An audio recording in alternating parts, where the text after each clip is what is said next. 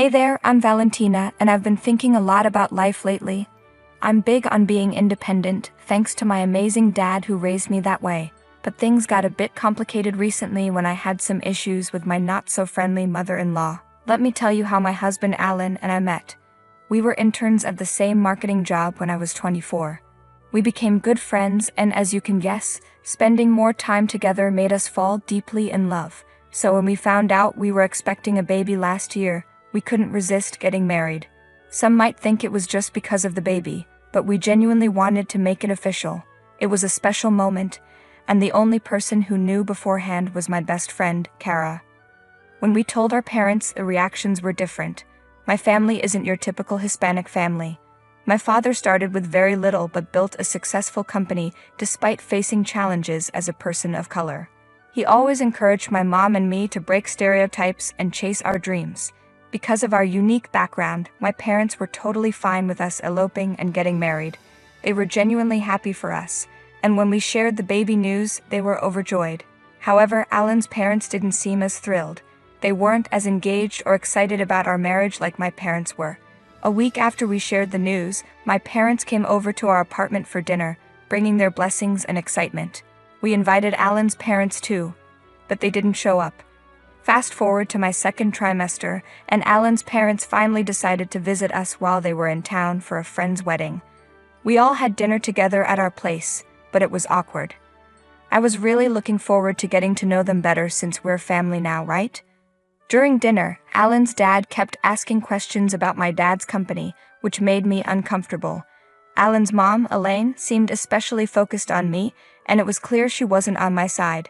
She made sarcastic comments that made me realize winning her over wouldn't be easy. But I knew I had to try for Alan's sake, because family means everything to him.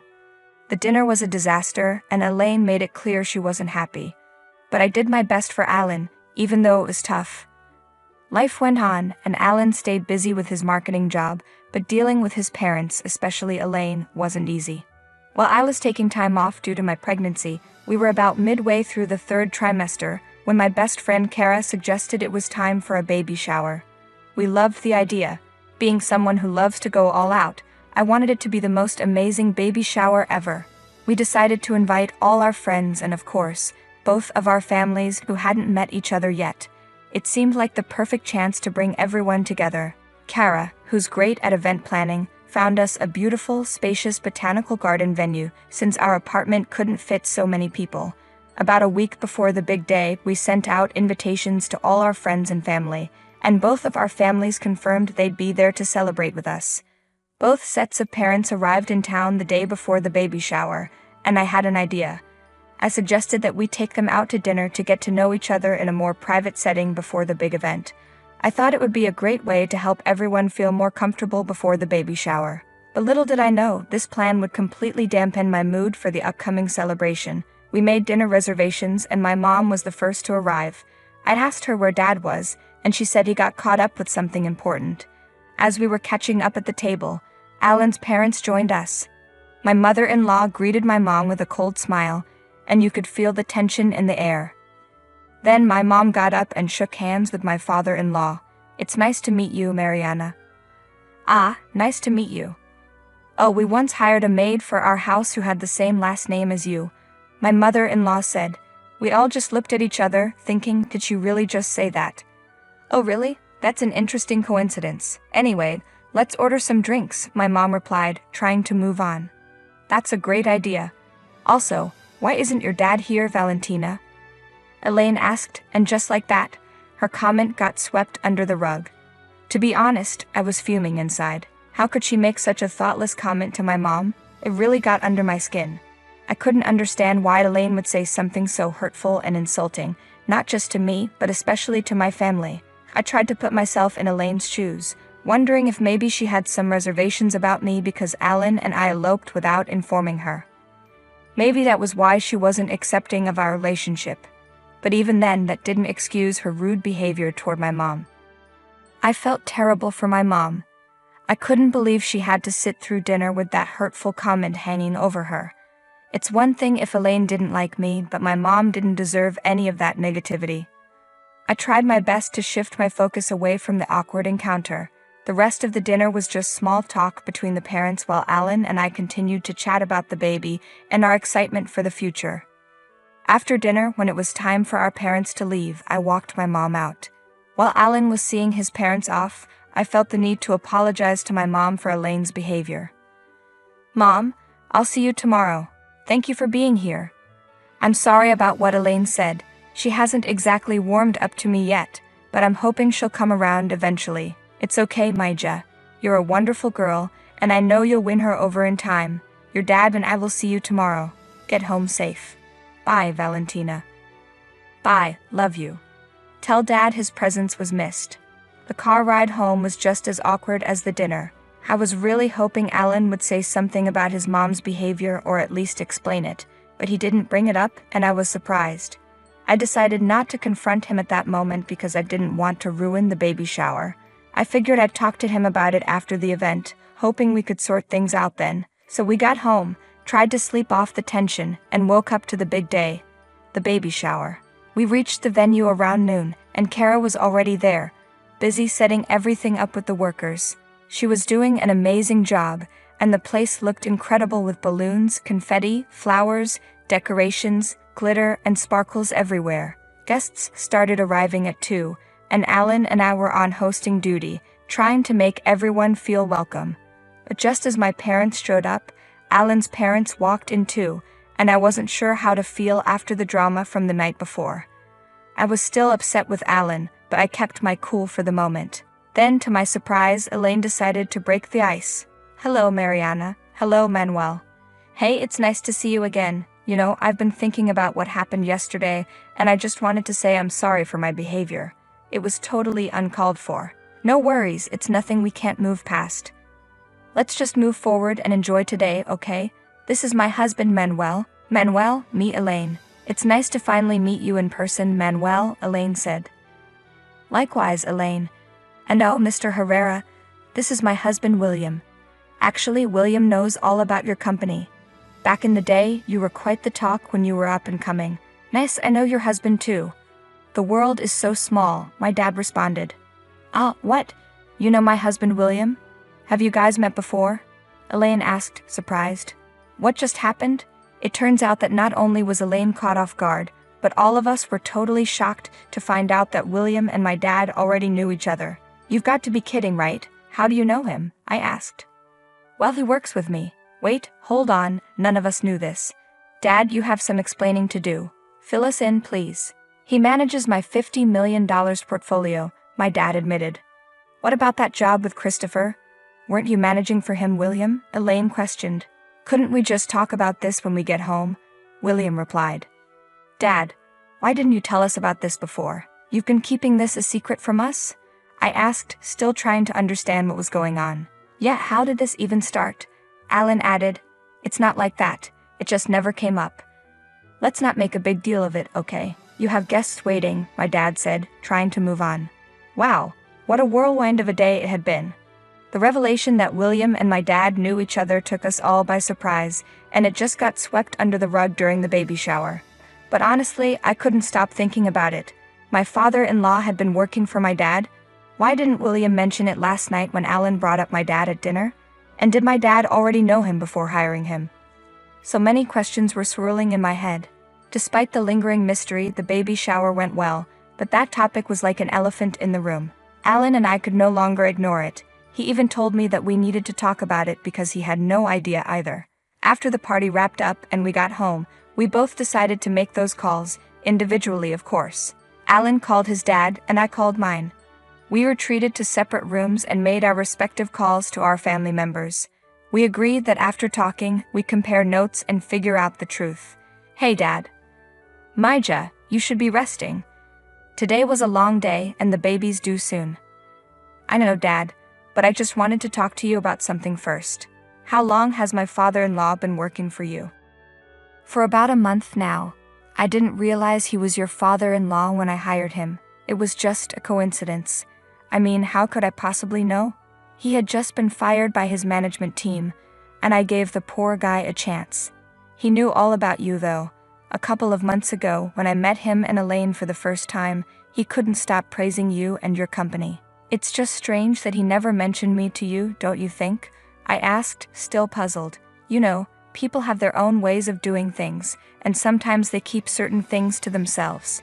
Maybe he had his reasons, my dad replied, trying to ease my concerns. I guess so, but it's still a bit odd. Get some rest and take care of yourself, Maija. Don't let this stuff keep you up at night. Good night. Okay, good night, Dad. I finished my call with my dad and was making my way to Alan's room to fill him in when I overheard him on the phone. He sounded pretty upset, so I tried to eavesdrop. Okay, Mom, what if Dad works for Valentina's dad? You're so obsessed with what people think, and you don't have to act superior all the time. Maybe that's why Dad kept this from you. He knew you'd make his life hell if you found out. I tried to let go of that Mariana incident, but you really went overboard, Mom. Insulting people won't make you better than them. I love Valentina, and I won't defend you again on this. Just get over it and accept her. Maybe apologize to her. Yeah, okay, bye. Once Alan was done, I played it cool, pretending I didn't hear a thing. We exchanged stories about our conversations with our respective parents, and I was completely honest, as was Alan. He addressed his dad's job situation.